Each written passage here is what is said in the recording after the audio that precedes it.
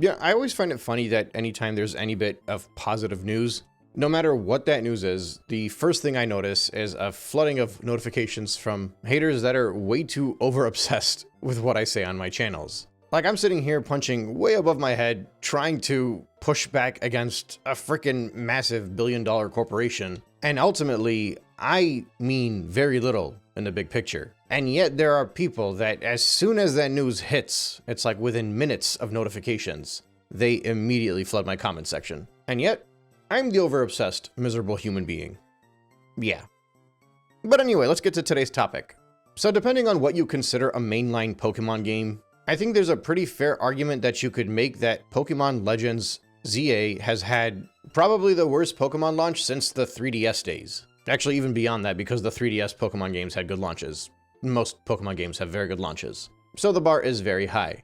I don't really want to do the whole song and dance where I go through every Pokemon game and how much it launched initially and how big the user base was. That was a fun little practice to do with the launch of Mario Galaxy 1 and 2, since that is officially the worst launch of any 3D Mario game in history. But instead, I'd rather take most of this video focusing strictly on Legends Arceus, as well as Pokemon Scarlet and Violet, and now Pokemon Legends ZA. So as it stands right now, we know a few things for certain. Pokemon Legends ZA has launched with 5.8 million sales. Pokemon Legends Arceus had 6.5 million sales. Scarlet and Violet had 10 million. A lot of people like to brush off the Legends series as if it's not like an actual mainline Pokemon game. And I understand it from a fan's perspective, but I don't think Nintendo, Game Freak, and the shareholders in general view it as just like a spin-off. I think they have very high expectations for the Legends series. And it's very obvious because they bundled it in with the brand new flagship Nintendo console. They even gave it the longest development time between two Pokemon games in what, over a decade? And they marketed the heck out of this game more than they would any spin-off Pokemon title ever. Actually, in some cases, they marketed this game more than they did some of the mainline ones. The reason I stress that is because Pokemon Scarlet and Violet sold 10 million units at launch, but nobody ever wants to put that in the comparison, so they immediately just tell you that was two versions, it was a mainline game, you can't compare this one with that one. I'd argue you can compare them, because let's say every single person that bought Scarlet and Violet decided to buy both versions of the game. That's 5 million sales right there. Only 0.8 million behind whatever Legends ZA managed to do. And I'm gonna tell you a little secret. Most Pokemon fans are not buying both versions of the game. Especially when you consider most people that buy Pokemon are casuals and they buy one game. I'd argue it's probably like a 25% bump into whatever the total number is. But either way, I think it's a very safe assumption to say that if Pokemon Legends Arceus managed to get 6.5 million sales, there were definitely more than 6.5 million people that went out and bought Scarlet and Violet. So while I wouldn't necessarily go out of my way to say that the drop-off from Scarlet and Violet all the way back down to Pokemon Legends is as easy as saying that it went from 10 million to 5.8 million, I think there was definitely a downwards trend that peaked with Scarlet and Violet and has gone down to Pokemon Legends, and we'll have to see where it goes next. But honestly, I don't really care too much about analyzing the drop-off and the decline from Scarlet and Violet to Pokemon Legends. I don't think I need to. There's enough data, enough information, and enough of a drop-off from Pokemon Legends Arceus down to Pokemon Legends ZA that I think provides enough evidence of just how many people have been put off not only by Game Freak, but by Nintendo themselves. So first things first, historically speaking, when a company says first week of sales, they mean everything up to the end of that launch week and not necessarily the first 7 days. So already we know that Legends Arceus had a larger launch than Legends ZA,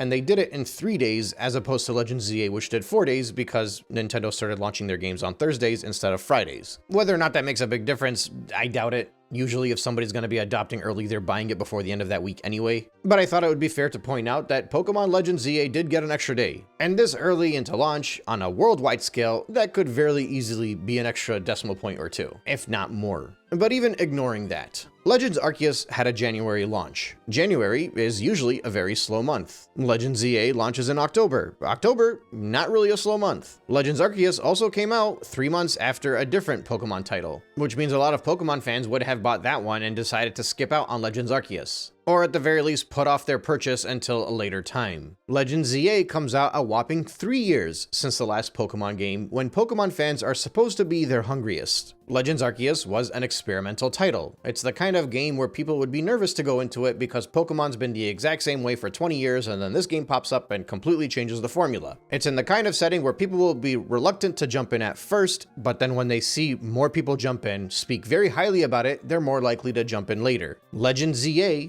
is the sequel to that title, which was overwhelmingly received as a positive title, and it's supposed to be improving on the experience using the momentum built up from that title as well as all the sales of Scarlet and Violet. To put it simply, the odds were very much stacked up against Legends Arceus, and overwhelmingly in favor of Legends ZA, perhaps more so in favor of Legends ZA than any Pokemon game that's come out in at least a decade. And that's without even considering that it has the largest Switch 1 user base than any of the Pokemon games that came before it, as well as an entirely new and fresh, most enthusiastic Switch 2 user base that is absolutely starved of first-party titles in its launch window. And launch window buyers are the ones that are most willing to spend money, most willing to support and get games for the device that they purchased, because that's the whole point of buying a new console. These are the most people that are willing to put $1 down and buy something as fast as they can. So that just adds even more advantage to Pokemon Legends ZA. And yet it still fails to live up to Legends Arceus.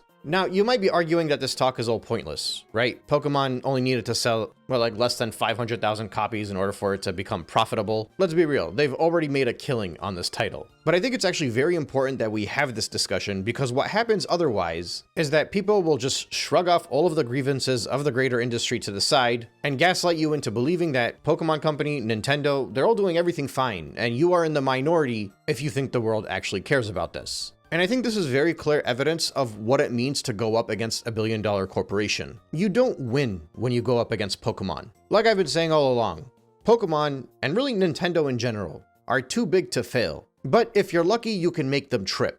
And I'm not talking about the fans. The fans will view the headlines, they'll eat it up, they'll clap around in a circle like a bunch of seals and just celebrate because 5.8 million sales validates their $70 expenditure. I'm talking about Pokemon and Nintendo. They need to see records being broken. They need the line to always go up. And this will be a warning sign that many of them analyze. The line went down. Why did it go down? And perhaps even more importantly, where did it go down? So here's the interesting thing, right?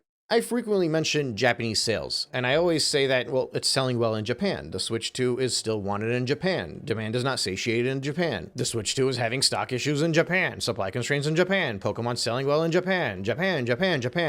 I don't mention Japan to say that Japanese people buy slop. I think that's been kind of misconstrued in the comments. This is not me trying to do a racist tirade against the Japanese people and what they buy and what they're interested in. As an American, I won't go out and judge other countries of what they're buying or not buying, because I've seen what Americans will spend their money on. I've seen what I will waste my money on. But a big reason why I've had so much focus on Japan since the launch of this console until now is not because I hate the Japanese people. It's because the Japanese people love Nintendo. And the reason they love Nintendo is because Nintendo is coming into the Switch 2 pretty consistent with how they behaved with their customers leading off from the Switch 1. And the largest evidence of that is the fact that they're charging $100 cheaper for the Switch 2 that's being sold in Japan versus the one that's being sold worldwide. The only reason Japan right now does not have a majority of all of the Switch 2 owners around the world is because Nintendo is not sending enough units to Japan. Let's make that very clear. It's the only place in the world without satiated demand, and if they threw out 5 million Switch 2s in Japan right now, they would all get bought. But that wouldn't look good for Nintendo for 2 reasons. Number one, it's not a good look if Japan is carrying the weight of the entire gaming industry for a specific console, because there are a finite amount of buyers that could be found in that one specific country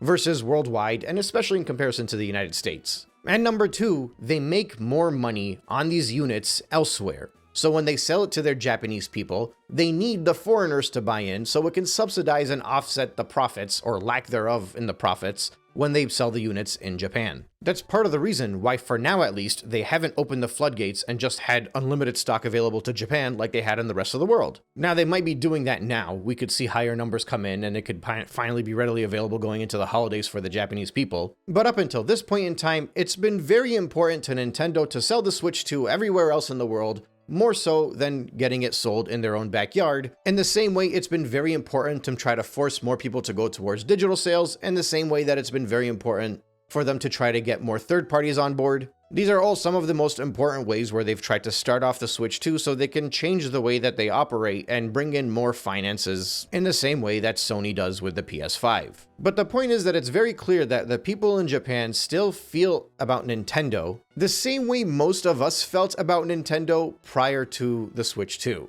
They might have lost some people in the transition from the Switch 1 to the Switch 2, but it hasn't nearly been as obvious as it was over here in the West. And you can see it with the Pokemon sales. We know that all around Europe, there was easily like a 30 to 40% drop off in the interest from Legends Arceus to Legends ZA. In Japan, there was an increase in sales. So given that Pokemon Legends Arceus sold more than Pokemon Legends ZA on a worldwide scale, and taking into consideration that domestically in Japan, Pokemon Legends ZA outsold Pokemon Legends Arceus, that means that not only did Pokemon Legends ZA fail to live up to the hype of Pokemon Legends Arceus, if you remove the single outlier, which is Japan, you're looking at like 1 in every 3 or 4 people that would have bought this game have turned away for one reason or another. Pokemon Scarlet and Violet had 40% of the entirety of the sales coming from Japan. It was like 2.5 million physical and 1.5 million digital, something along those lines. And given that Game Freak did not disclose how many of the buyers were from Japan this time around, and given that we know that the percentage of people buying digital has no doubt increased over the course of the past few years, because year over year more and more people are buying digital, not enough to be like a massive leap, but enough to change the percentages a little bit, I think it's very safe to assume that more than 40% of the buyers were from Japan for Pokemon Legends ZA. Like even if it just jumped up to 45%, you're getting close to almost half of the entirety of the population that bought this game is from one country.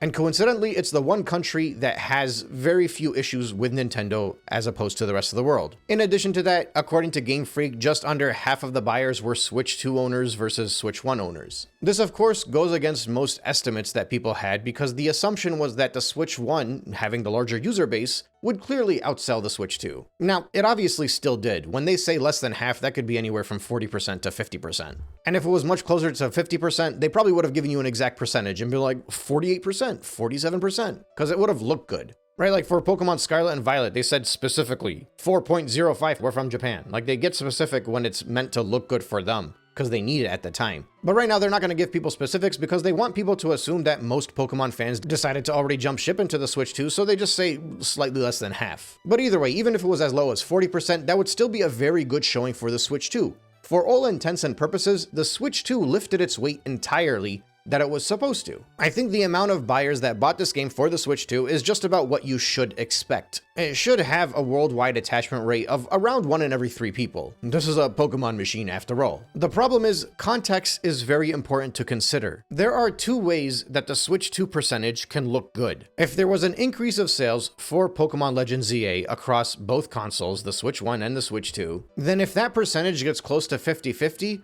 you can be impressed because it means the Pokemon user base has increased and nearly half of them have already jumped and gone to the Switch 2. But again, simple math.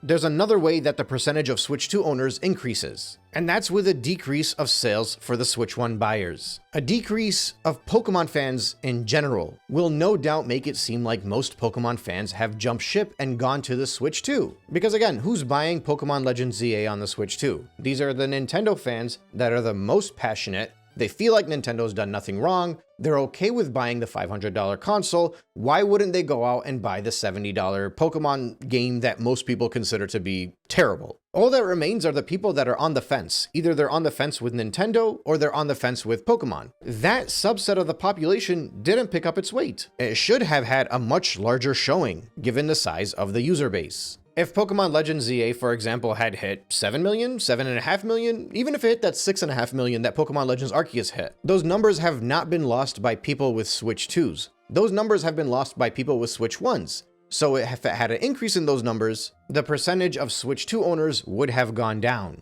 So Pokemon would have been more successful, but that percentage would have looked worse. Because again, the people that are the most passionate and willing to spend for Nintendo and on Pokemon have already decided to adopt a Switch 2. So naturally, they're going to be the ones that have bought Pokemon Legends ZA on the Switch 2. So where has everybody else gone? Well, it could actually be a number of things. Because here's what people are trying to do right now. They're trying to look at this 5.8 million and laugh off everybody that's felt like Nintendo and Pokemon especially have just treated people like crap. The reason that they feel like they can get away with this and they can say this is because no matter the uproar with every Pokemon game up until now, in the next launch, there was an increase in popularity, with the one exception being Brilliant Diamond and Shining Pearl. And even then, Brilliant Diamond and Shining Pearl together sold 6 million units at launch, so you can't consider it a failure. But outside of that one, which is pretty unanimously agreed upon to be one of the most controversial Pokemon games in a franchise of controversial Pokemon games, every time a game comes out, we laugh at the visuals, we laugh at the story, we laugh at whatever it might be, and then on the next game, there is an increase of sales. There is a record being broken almost every single time. The record was not broken this time. And it's very important to reflect on why that number didn't go up, why that line did not go up, why there was a turnaround, and hopefully the start of a downward trend for the Pokemon Company. Scarlet and Violet came out. People had a massive uproar. This is the first game to launch since Scarlet and Violet. When that game launched, it broke records. It made more sales, and there were just so many people enraged and angered with how crappy that game was that they decided to swear off of buying a Pokemon game again. The casuals and the people that buy in later on did eventually jump in. Scarlet and Violet sold very well, but the enthusiasts set the tone for that. They bought in, it broke records, people bought more and more Switches, and they bought Pokemon Scarlet and Violet, and it continued to sell. But I think it's officially fair to say that the reason this is one of the worst selling launches of a Pokemon game in the past decade is partially because of the people that decided to swear off of Pokemon after the backlash and the boycotts that happened to Scarlet and Violet. Because this is the first game to come out since that one, and it's gone down. In addition to that, you have Palworld.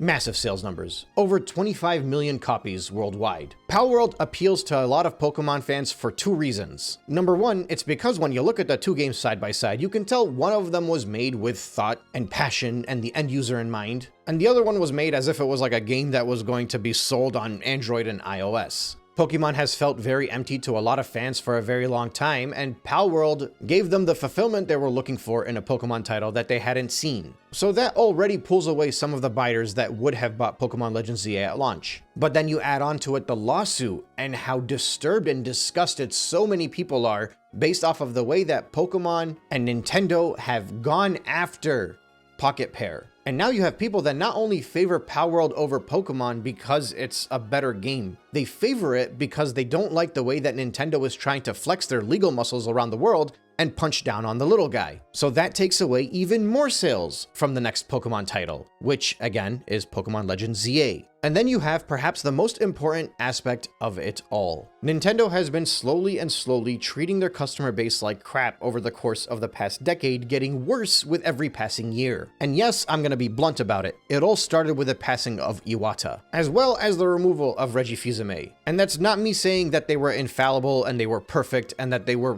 completely pro-customer. But they had the gaming experience in mind first, and that's how they approached the company. The current guys do not have the gaming experience in mind first. They're trying to sell you things and price things out in a way where it makes you feel like you're buying in because you have to and you know you're a sucker and you're going to buy it. With probably the only exception of somebody that looks like they're actually passionate and trying to convince players to buy their game and let the actual game do the talking instead of the hype around the game, being Sakurai in the most recent Kirby Air Riders Direct, but I'm gonna save that for a whole separate video. The point is, this downward trend of the way Nintendo views their customer base has continued to fall, and I think it all just exploded with the launch of the Switch 2, or rather with the reveal of the Switch 2. Since then, it's overwhelmingly been a clear majority of people that have issues with Nintendo, and they have issues with the new console, and they have issues with the business practices, and they have issues with Pokemon. You can't turn anywhere online and feel safe without knowing there are just a bunch of people that want Nintendo to fail staring down at you. You can't be a Nintendo fan and a Pokemon fan and feel safe. And when I say safe, I don't mean that in a threatening manner. All I mean is that for a very long time, at least this past decade, Nintendo fans have gotten to live in this very comfortable bubble. And that bubble was pretty much the size of the entire frickin' internet. The entire gaming space, at least. There were pockets spread throughout where you weren't safe to glaze Nintendo.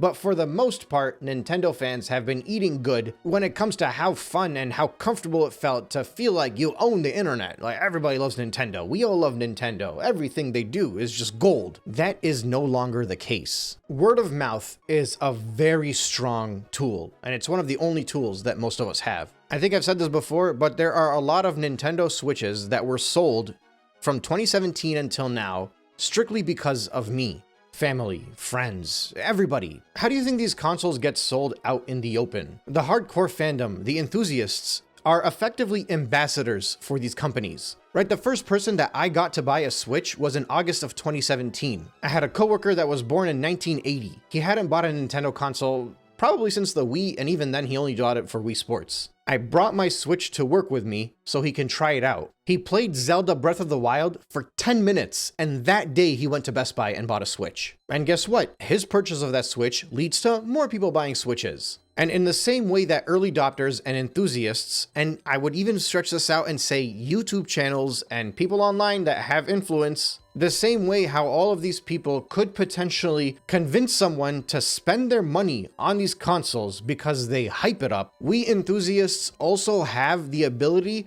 to completely negate sales from happening. When the Switch 2 first came out, only 4 of my friends were willing to buy in. Most of them didn't want to. And a big reason why they didn't want to is because they saw that I wasn't buying in, so they're like, okay, if Nintendo's not gonna buy a Switch 2, clearly there's something wrong here. Of those 4 friends, by the way, 3 of them have either sold their Switch 2 or returned it. There's only 1 remaining, and it's because his 2-year-old daughter plays with it. And even then, if he knew things were going to be this bad, he would have returned it prior to that 90-day return window, but now it's too late. There are easily like 20 Switch 2s, potentially, that would have been sold since launch until now, minimum, just based off of my own circle of friends, if I had told them it was a good purchase. And there are hundreds, if not thousands more people, just based off of the influence that I've had online. And that's not strictly because I may have convinced 1,000 of you to not buy one. All I need is like 20 of you to be convinced, and for those 20 of you to tell 5 to 6 people, and so on and so forth. It spreads. And this is a very big reason as to why so many people can be confused as to why a console is selling well, but at the same time,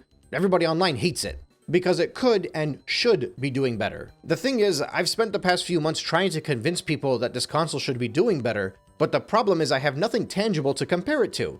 It's breaking records of every console before it. So it's hard for me to be like, the Switch 2 should be at 5 million sold in the United States by now, when it's hit 2.5 million faster than any other console before, even though that's with 0 supply constraints, while the rest of the consoles had supply constraints up until they hit like 10 million. Because when it comes to the launch of the new console and the growth of the industry, the numbers don't lie. But there have been 2 examples, in my opinion, that are inarguable. One more so than the other. The first is Mario Galaxy 1 and 2. It sold fewer units than even Mario 3D World did on the Wii U. You can point and argue and say that it's because they resold Galaxy 1 again and it's the price tag of $70 and all the different reasons why you think it's justified that it sells fewer than Mario 3D World. But my counter to that is that Nintendo has shown time and time again that they're willing to rip off their customer, and the customers have happily eaten it up and doubled and triple dipped, especially when it comes to Nintendo, because of how satisfied we were as customers of Nintendo products. But if all of a sudden people want to argue that a $40 Mario Galaxy 2 digital edition may have sold enough to completely offset the fact that it's the lowest 3D Mario launch in history, then fine. We have no data on that, I'll concede because it's not worth talking about. Something we do have data on though is Pokemon. This is tangible evidence that not only is the Pokemon fandom turning away from Pokemon, but the Nintendo fandom is also turning away from Nintendo. Worldwide, outside of Japan. And it's no surprise because they're not ripping off people in Japan the same way they're ripping off everybody else around the world. With none of this drama, right? With no Scarlet and Violet boycotts because they released a broken game to the fandom, with no Palworld lawsuits, and with no absolutely predatory and draconian practices that they've had since the reveal of the Switch 2, Pokémon Legends ZA at minimum matches Arceus, and in my opinion, it goes up another million. Or at least it goes up 500,000 and hits 7 million. Those are the trends that we've seen up until this year. The industry grows, the Pokemon fandom grows, the Nintendo fandom grows, and there are new records broken. But instead, it didn't even match the sales of Arceus, it went downwards. And it went downwards despite having all of the advantages that I mentioned early on in this video, where it should have completely outsold Arceus. You guys want tangible proof that word of mouth, that boycotts, that backlashes, that, as the corporate shills put it, the grifters, the haters, the people that just like to stir drama, the nostalgia merchants. You know, the people that have courtesy and standards and integrity. If you want tangible evidence that all of this stuff can amount to something and will amount to something, this Pokémon Legends ZA launch proves that not only do you stop the momentum of an ever-growing industry, you also start to turn it the other way. I don't know how many of you have been in a boycott before. I don't know how many of you have gone up against a corporation. I don't know how many of you have gone up against something that clearly cannot lose. Because based off of what I see online, a lot of people have not. These are the victories for backlashes, for boycotts, and they should be celebrated as such. Because this is how the momentum shifts in the opposite direction. It's already hard enough to push the wave when it's coming at you. It's even harder to get it to move in the opposite direction. And once it starts moving in the opposite direction, that's when it continues to grow. Do not let the 5.8 million sold by Pokemon silence anybody. Do not let any of these headlines that keep popping out for sales for Nintendo products break your spirit. There's a reason I have yet to let up. It's because the signs are all clearly there. And you can tell they're there not only because of the massive online discourse. You can tell because of the way that Nintendo is getting desperate to increase their shareholder value prior to their meeting on November 4th. I've gone through this quite a bit and this video is already dragging on, but every time we've seen Nintendo's shares either peak or drop and start trending in a certain direction, it's all because of some announcement that's made. After the Switch 2 launched on August 18th, that was the peak, that was the all-time high, and it just downward spiraled after that. That peak was the launch of Kirby Air Riders, and people were upset because they wanted a better Direct. They didn't want a Kirby Direct, and it started to downward spiral. And it didn't stop going downwards until there was rumors of another Direct. That's when it started to go back up again, and it went up pretty high until September 12th hit, and everybody was disappointed by that Direct. And then it started to go downwards, and it did not stop going down until the day that Pokémon Legends ZA launched. But with the launch of Pokémon Legends ZA, the number continued to drop until a Bloomberg article shifts it in the other direction. Since that date, there's been data by Circana that said that the Switch 2 has had a good September compared to a 5-year-old PS5. There's been data from Famitsu saying that the Switch 2 sold 200,000 units in Japan with the launch of Pokémon Legends ZA, which hit like 1.48 million. And there was even the Game Freak announcement last night while the market was open that it hit 5.8 million. And all of these major milestones have done nothing to the shareholder value. As a matter of fact, by the time the market closed, it was actually lower. Now, for all we know, on Monday it might open, and that might be the start of the upwards trend that takes it up to the shareholder meeting. But it's interesting to keep track of the shareholder value because you can see a lot of the way Nintendo behaves based off of where the shareholder is and which way it's trending. If it's on an upwards trajectory, they will stay quiet. It's actually kind of hilarious. A lot of times where people are like, why is Nintendo not saying anything, is because they know that if they say something and it goes and it's taken the wrong way, it could turn it around. But leading up to the launch of the Switch 2, they didn't say anything because hype kept building, and with the hype, the shareholder value kept increasing too. I don't think it's a coincidence that they announced the Kirby Direct on the same day that we were going to find out that the Famitsu numbers would show 200,000 Switch 2 units sold. Because the last time they had a Kirby Direct, that's when it started trending downwards. And I think they were hoping that this time, those 200,000 units sold in Japan would allow it to trend upwards. But it hasn't. Not yet, at least. And again, on Monday, that could be when everybody wakes up and it's like, oh, Pokemon's selling great, and everything just starts to move upwards. But at least for now, I don't think that appeals to the shareholders, because the shareholders really want three things right now out of Nintendo. Based off of the questions you've seen from investors and shareholders during the previous two meetings, there's a big focus, number one, on third-party software sales. They're very concerned about those. Number two, they're also really trying to figure out how to get more and more people to buy digital games, because that obviously increases money in pocket for Nintendo. And number three, they want this console worldwide. They want it to conquer the entire world. The same way where if you go to any pocket in any random place in the world, you find a PlayStation console, they want the Nintendo consoles there. They want to take those markets. The Pokemon launch does not meet any of that criteria. It's a first-party title, being sold overwhelmingly better in Japan, getting a massive 200,000 sales bump for the console in Japan again, and it's still doing much better physically than it did digitally. So if this does not lead to the shares going up, I think those are going to be the reasons why. The fans all around here and commenting on my videos saying that like, oh, this is great, what are you talking about?